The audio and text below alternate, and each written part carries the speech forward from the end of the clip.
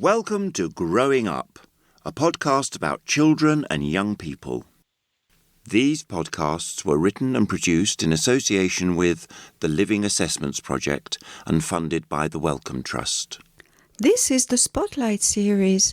I am Monique, your host from the University of Kent, and in this series my guests share their childhood memories from the UK and elsewhere in the world, from World War II to the 21st century, all true life stories, all unique reflections of their era.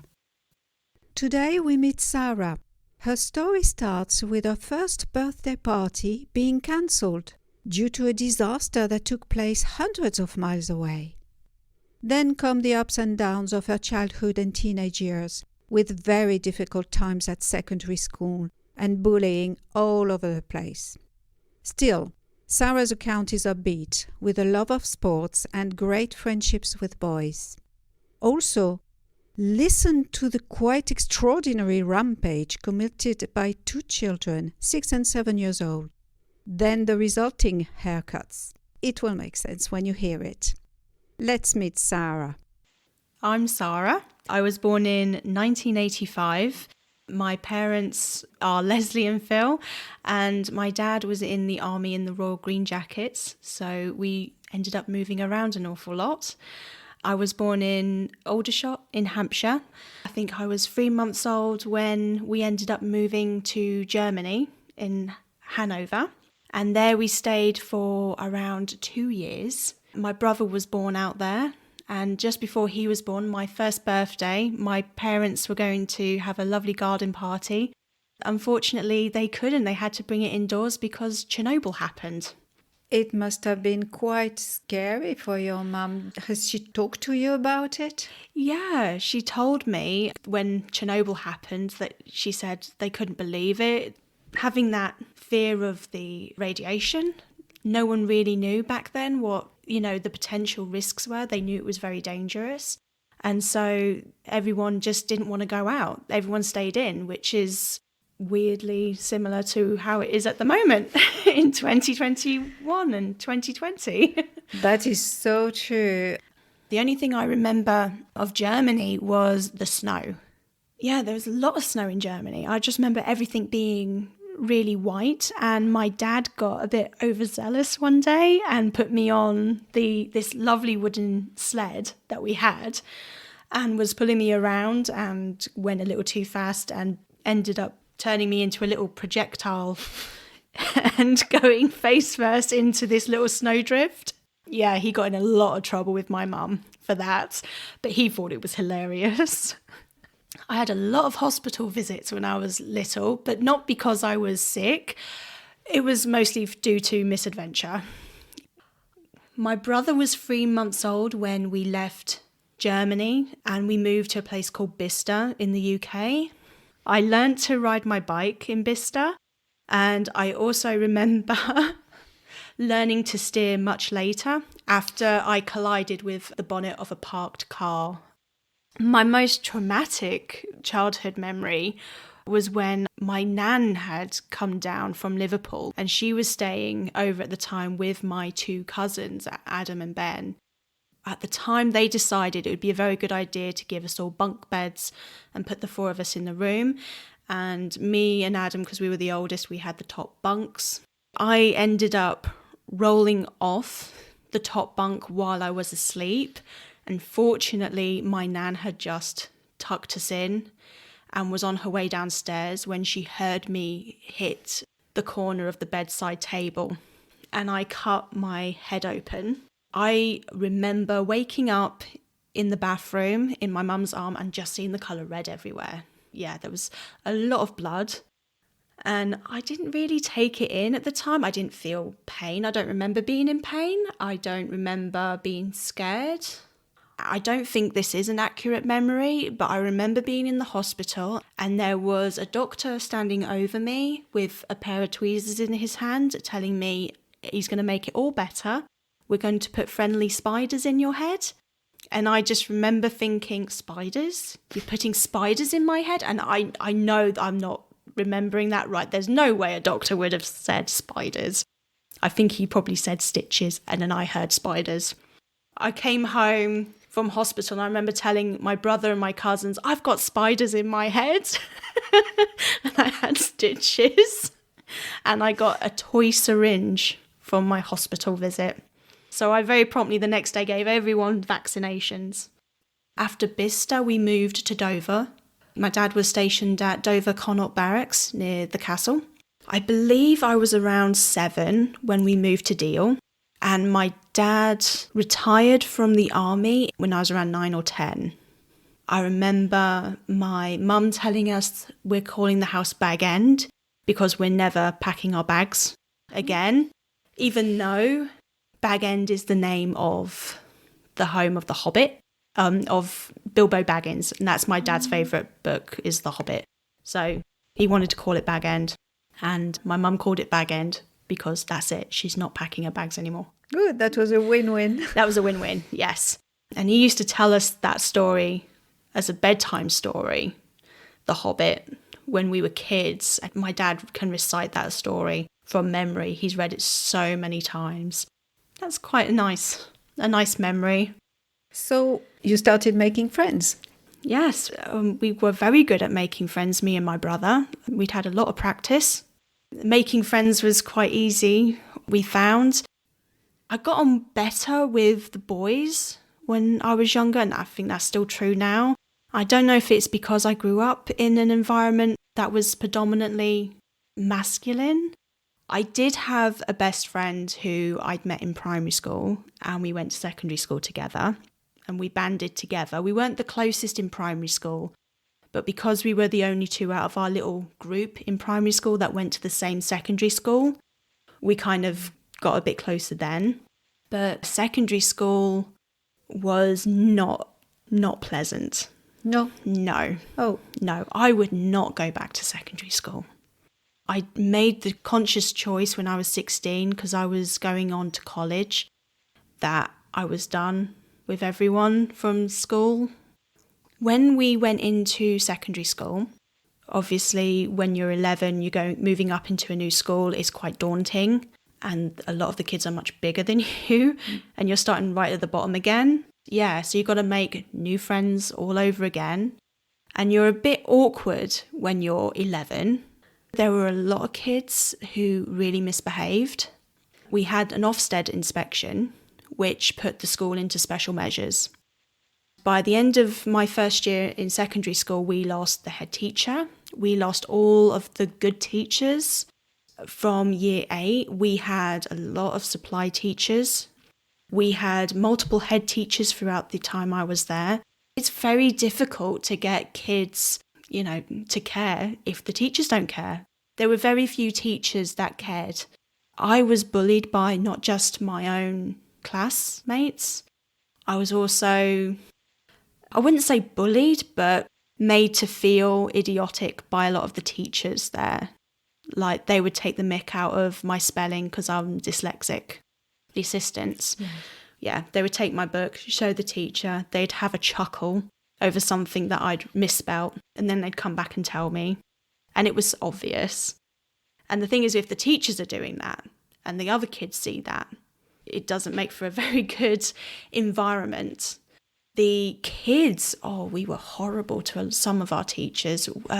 We had a history teacher who was older, and every single history lesson, my favourite lesson was history. But the name of the game for a lot of the kids in my class was, let's see if we can make her cry. And a couple of times they succeeded. It was not a nice school. A lot of my memories of school is being bullied, sitting there waiting for a lot of the students to calm down before the teacher could teach. Half the class would get sent to the exclusion room. I remember my science teacher set us a project over the half term, and it was about an area of anatomy.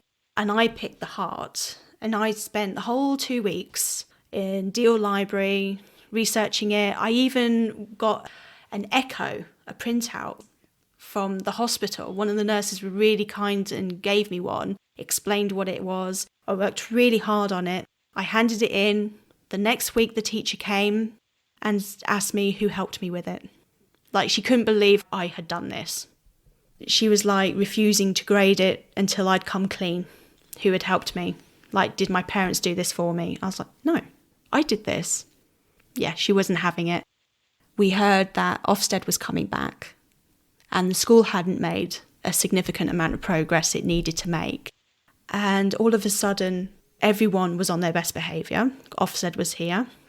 And then we found out that the school had arranged to take the most naughtiest of kids bowling for the day. And it's like, why should we care? They don't care. So when I say I was done with high school, I was done with high school. Did you ever mention all this or part of this to your parents? Some of it. I never told them about what the teachers did and how they made me feel, because what would be the point? The bullies in my year, there were a couple of times I did come home and I was crying, and my mum did mention it to the school. School didn't care at the end of the day. Unless something physically happened on the school premises, it wasn't worth caring about. And if it happened off school premises, it was nothing to do with school. Do you remember if there were little cliques or gangs or even in a nice way, little groups? There were groups all over the place. I never really belonged to any one particular group. I kind of flitted between 2 or 3 groups. A lot of that was due to the fact that I didn't have classes with a lot of the same people. Yeah, and thank God. Because, I didn't have as many classes with a lot of the girls that were horrible. That worked out quite well. There was a lot of jealousies, playing people off against each other, or spreading rumours, or things like that, teenage girls. It was a very bitchy environment. They combined music, art and drama into one lesson, which they called expressive arts. That lesson was awesome. And just me, my friend Jason, Carl, Louise, we just grouped together and we would just put on like productions and things like that. And we got in our own little group. And that was the only lesson that we'd ever had together, but we actually all became quite close, the 4 of us. That was really nice, actually. I was the only girl, actually, in my year to partake in PE most weeks as well. A lot of girls would fake signatures and notes to get out of PE. So they would just sit on benches for the whole 2 periods we had PE. And there would be me, the only girl, with the boys. And I would play basketball, volleyball, football. When I was in year 9, I used to thrash the year 11 boys at basketball. I was really good at that. So you enjoyed sports? I did. I really enjoyed it. I didn't understand why the girls didn't want to do it. And it's because they didn't want to get sweaty. They didn't want to upset their makeup. I didn't wear makeup until I went to college and learned how to be a girl when I started doing beauty. Did you go to after-school clubs? Yes, I did. I went to Air Cadets, which was loads of fun. It's like Army cadets, but they're more inclined towards the RAF. I'm actually still friends with a lot of those guys because there's not many girls that go to those sort of clubs. We used to dress up and stand on parade, and in a way it was quite a comfort because it reminded me of my childhood in a way.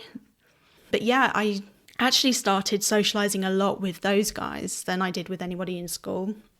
People in school I just saw at school, and then I didn't really spend weekends or evenings with them at all. I really enjoyed Air Cadets. There was only me, a couple of girls, and because again that was a very male environment, there wasn't as much drama. We had like sleepovers. The girls would share a room, the boys would share a room, and we'd watch different films. I loved Blade. I had a huge crush on Wesley Snipes after that. Yeah, because that was just awesome. Like martial arts and vampires in one film. Can't get any better.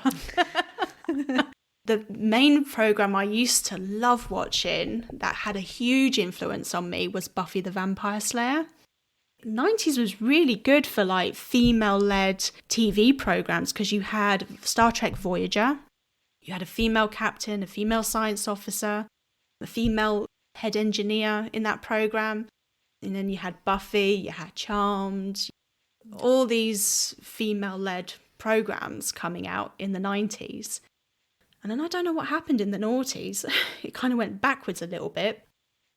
We didn't have any foreign holidays until the end of secondary school, but most of the time we just spent our summer holidays going up and visiting our family in the north, where my nan lived in Liverpool, and we'd always made an effort to go there every year, mostly so we get to see our extended family, even though it was very awkward a lot of the time, because they're family, but you only spend a week or two a year with them. It was at first always a little bit awkward. We had a couple of weeks in Liverpool with my nan and my cousins, who were all very similar in age. Obviously, kids got on well with each other. But as we became more teenagers, things just got more awkward. And then my nan passed away. And then I started staying in my aunt's house. And my auntie was lovely. And she used to let me bring a friend. My brother would stay at my other auntie's house because she had 2 boys. So the boys would go together. So it gave me and my brother a break from each other as well, which was nice. My aunt she was very much a girly girl. She loved doing her hair and her makeup. She loved fashion and she loved going out. And as a teenager, to go, to the pub or the clubs, have a dance and everything. And yeah, she was very responsible. But yeah, I had a lot of fun with her. But trying to relate to my female cousins got harder. And we didn't know each other. Yeah. And we were sort of thrown together for a week. We didn't always get along. And we clashed. Unfortunately, as a result of that, I don't really have anything to do with them anymore. My mum's parents, who lived in Winchester, we didn't have any cousins down that way. But my granddad used to have a couple of grass snakes that lived under the patio. And me and my brother thought that was awesome. We would go out whenever the snakes were out. I don't know if they were like a mating pair or anything, but yeah, they were pretty cool. Can you tell us what it was like on a daily basis at home? Did you have your meals all together? We mostly sat around the table. My mum and dad always made sure we had dinners at the table. Breakfast and lunch was a free-for-all, really. You had breakfast and lunch whenever you wanted, wherever you wanted. Dinners were always at the table, which looking back was actually really nice. I remember being frustrated, especially on a Sunday, because my mum would always my dad would always make Sunday dinner when they were playing the top 20 on the radio. And we always had roast on a Sunday. My mum, she's not the greatest cook. We have had blackened pizza. When me and my brother were kids, we must have been maybe 6 and 7. And I had really long hair at that point. I loved my long hair. My mum had spent all afternoon making this carrot cake. And that night, me and my brother got it into our heads that we need to stop this madness.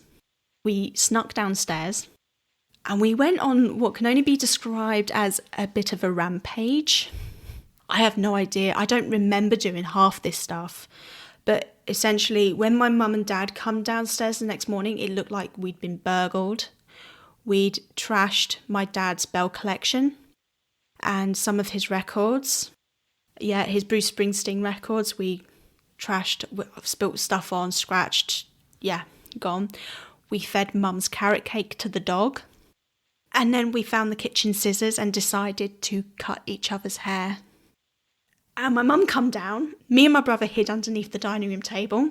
And they found us. I don't remember getting told off. They were very quiet. It was very scary. And I think as a punishment, where my hair was so long and my brother had cut, the shortest layer was up to my ear. She took me to the hairdressers and I had a very short bob from my ear up. And I was devastated. And my dad literally took the clippers and gave him a grade 1 all over. What took you? I don't know why we did that. I think I instigated it because I did instigate a lot of stuff, but I was very good at not being caught. But I have no idea why we did that. I just remember, that we did that. Frankly, I don't know what to say. I know. So you both got a haircut out of it? We both got a haircut out of it that we didn't want, yeah. The only thing I remember I didn't like was faggots. They were sort of like this giant meatball. It's liver, isn't it? I think so, in gravy. And it's horrible.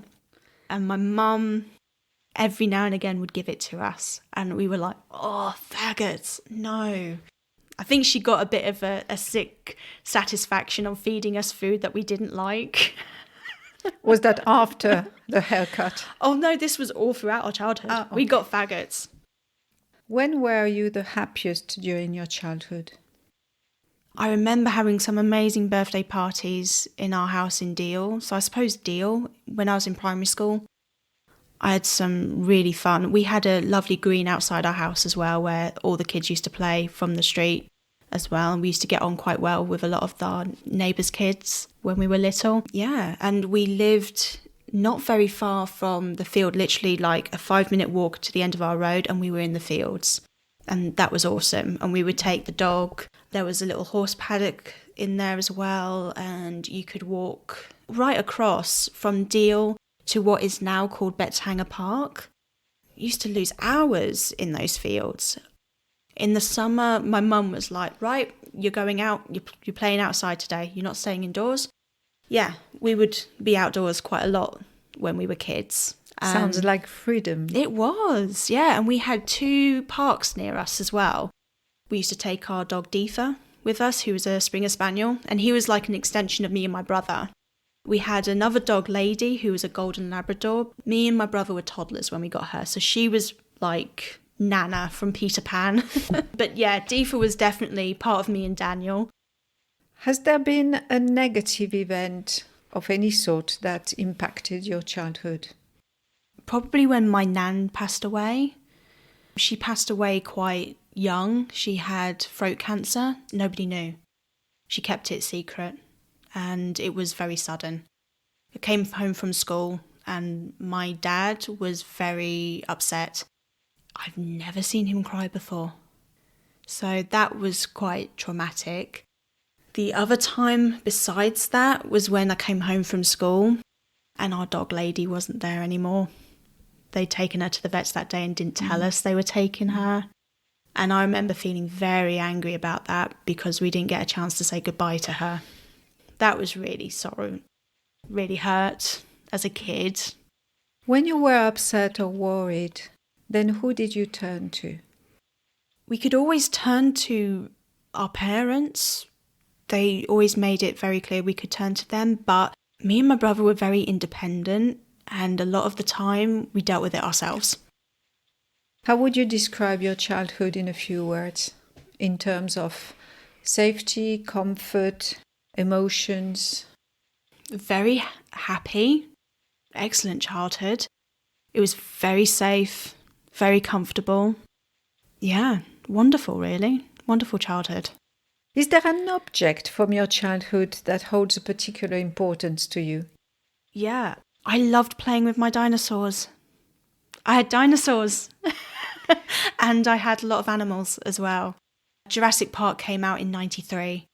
And yeah, I was like, besotted. My favourite dinosaur was the Brachiosaurus, the one with the long neck. I didn't like dolls. Dolls just freak me out. They still do. I had Barbies and I had some Disney dolls as well. My favourite Disney doll was Pocahontas. But the Barbies were always the villain whenever I played with them. Can you see today the influence your childhood experiences have had on the person you are now? I think when it comes to relationships, I'm very particular about people who I allow into my life and friends and things like that. I'm very cautious. Do you think that's because of a bad experience at secondary school? Probably had a lot to do with it, because a lot of my negative experiences were around my friends. So no time wasters? No, I do believe that the friends you choose have a big influence on your life and who you are as a person. So if you want to be someone who is hardworking and kind, you need to have friends that mimic that. If you're going to be a gossip, you're going to have friends that do that. That I did learn a lot in school. Is there a particular smell, taste of food that brings you back in time? I suppose roast dinners. I mean, I don't eat meat anymore, but even that smell, always brings me back to the dinner table on a Sunday. With my Yorkshire family. pudding? Oh, yeah. If there was beef, always Yorkshire pudding. You can't have a Sunday roast with roast beef without Yorkshire pudding. It's just not allowed. The final question. Okay. What advice would you give to your 10-year-old self? Be calm, be patient, and if you can't be calm and patient, just smack them hard and move on. Don't dwell. That's probably all I would say to myself. Buffy the Vampire Slayer? Yeah. Okay. I think so.